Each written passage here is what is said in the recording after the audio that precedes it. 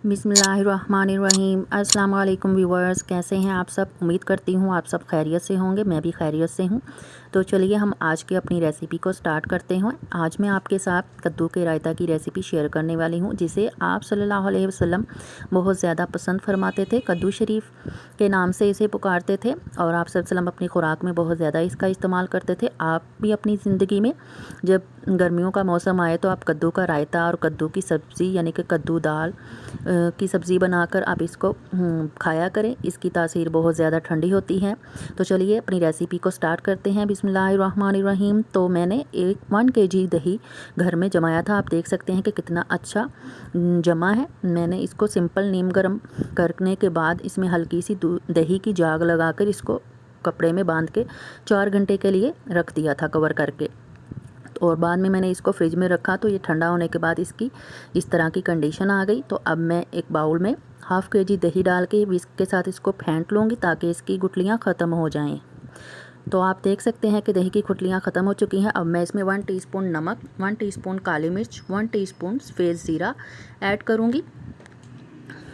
ये तीनों मसाला ऐड करने के बाद मैं इसमें 4 अदद हरी मिर्च चॉप्ड की हुई ऐड करूँगी। ये आप अपनी मर्ज़ी के मुताबिक और टेस्ट के मुताबिक ऐड कर सकते हैं। और मैं इसमें 1 मीडियम साइज़ का प्याज चॉप्ड स्लाइस में किया हुआ कट किया हुआ ऐड करूँगी और 1 अदद टमाटर चॉप्ड किया हुआ ऐड करूँगी और 1 अदद खीरा क्यूब्स में कटा हुआ ऐड करूँगी।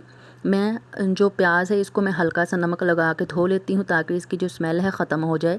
कुछ लोग इसे धोने के बगैर भी ऐड करते हैं, लेकिन मुझे इसकी स्मेल अच्छी नहीं लगती, इस वजह से मैं इसे धो के ही ऐड करती हूँ। अब मैं इसमें 1 मुट्ठी हरा धनिया धुला हुआ और कटा हुआ ऐड करूँगी। और अब मैं इसमें ½ kg कद्दू बॉयल किया हुआ ऐड करूँगी, जिससे मैंने अच्छे से धो के रगड़ कर कद्दूकश करने के बाद इसको अच्छे से बॉयल करने के बाद ठंडा करके मैंने इसमें ऐड कर दिया है।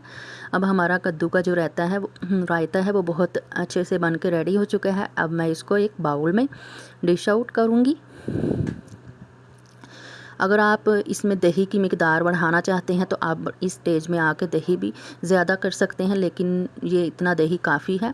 अब मैं इसमें थोड़ा सा दही जो मैंने फेंटा था उसमें से मैंने बचा के रखा हुआ था। अब मैं रायते के ऊपर एज अ गार्निश दही को इसके ऊपर डालूँगी। और दही को ऊपर डालने के बाद तो चलिए इससे पहले अगर आप मेरे चैनल पर नए हैं तो प्लीज़ मेरे चैनल को सब्सक्राइब कर दें। और अगर मेरी वीडियो अच्छी लगे तो लाइक शेयर एंड अपने सभी जानने वालों के साथ इसे शेयर कर दें और बेल का बटन प्रेस करना मत भूलिएगा, ताकि आपको मेरी हर न्यू एंड लेटेस्ट आने वाली वीडियो का नोटिफिकेशन सबसे पहले मिले, जो कि बिल्कुल फ्री है। तो चलिए अब मैंने रायते के ऊपर ½ टीस्पून चाट मसाला छिड़का है। इसकी मिक़दार आप कम या ज़्यादा कर सकते हैं। और अब मैं इसमें 1/4 टीस्पून सफ़ेद ज़ीरा छिड़कूँगी।